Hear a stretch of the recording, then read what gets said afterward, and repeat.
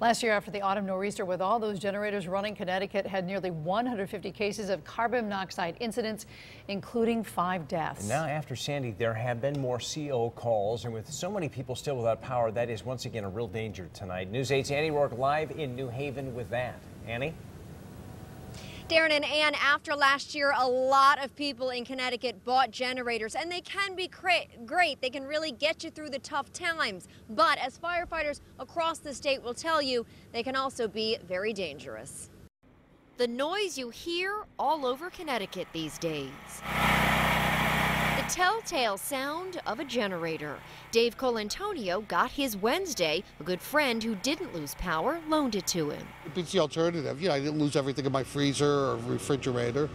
Able to live a little bit. He says it's been a lifesaver through the aftermath of Sandy.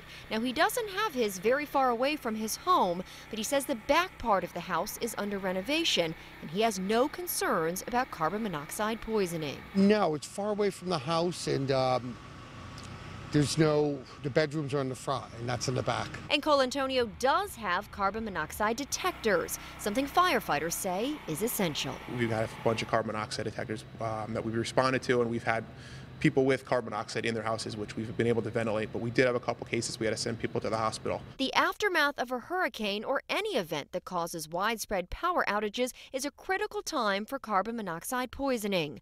After the autumn nor'easter last year, a 29-year-old Bloomfield woman died after putting a generator in her basement. They should never be inside, not in the basement or garage. Even outside, they can't be too close. They need to be at least 15 feet from the home. Their exhaust fumes from the generators build up inside their houses. Sometimes if it's low levels, they'll build up over time, and other times it'll happen pretty quickly. We found a utility crew right around the corner from Dave Colantonio's house. Hopefully he won't need his much longer, though he says after this storm, he's convinced a generator is the way to go. Oh, great. I'm going to go buy one. Buy my own, yeah.